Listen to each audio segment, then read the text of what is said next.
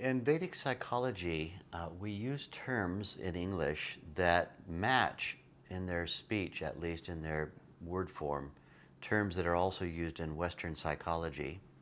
The Western psychological use, for example, of the word ego, E-G-O, ego.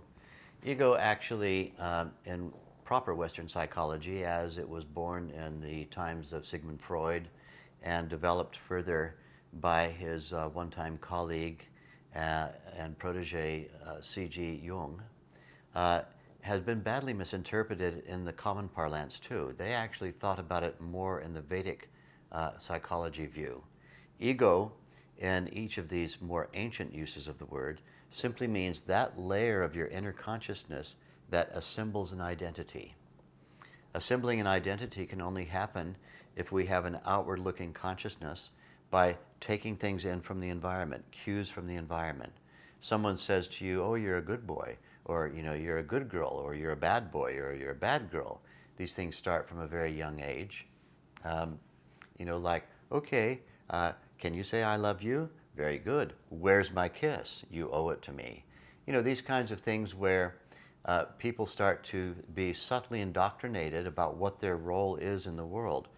And for somebody who's only outward looking, that comes in through the senses. It goes through the intellect, and the intellect has the job of saying, yes, that is so as I know it to be, or it's not so as I know it to be. The ego structure that's deep inside starts to become populated with reckonings about what's true about the nature of myself. This is the Vedic view of ego.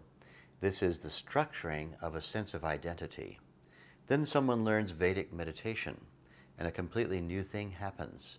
The mind begins to settle down to quieter and quieter states. The ego is watching. The ego structure is noting, oh, these sensations are very good. Oh, I'm feeling very relaxed.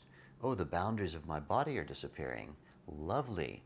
Oh, my mind is forgetting to think all the ever-repeating known.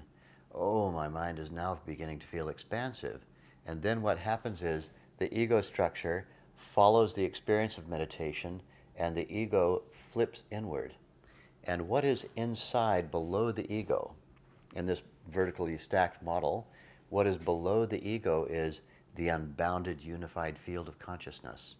And so during meditation, the ego flips inward, and the unboundedness imprints itself on the ego structure. That imprinting onto the ego structure is very delicate, but very definite. I am unboundedness. I'm the unbounded field. I'm the source of thought. I'm the field of pure creative intelligence. Not those words, but those experiences. Then the ego flips outward again, and we go back into activity, but now we've had something added to our sense of self-definition, our identity. And that is, I'm unbounded. Now, inside that ego structure are existing phenomena like you're a bad boy, you're a good boy, you're a good girl, you're a bad girl, whatever that may be. All these different things that have defined you, experiences you've had in the past.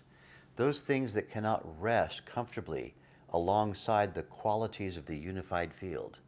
I'm also pure consciousness. I'm infinite intelligence. I'm infinite creative intelligence. I'm the source of all change. I myself don't change. I'm immortal. All of those qualities of that unified field. Something that doesn't sit well alongside that has to be expelled from the ego. And so the ego structure begins to self-purify. And as the ego structure self-purifies, what ends up being the one consistent thing that happens for 20 minutes twice every day as a meditator, when you practice the meditation technique, is the reinforcement of my identity as the unbounded unified field. And that starts to become the dominant feature. Anything that matches well with I am totality gets to stay.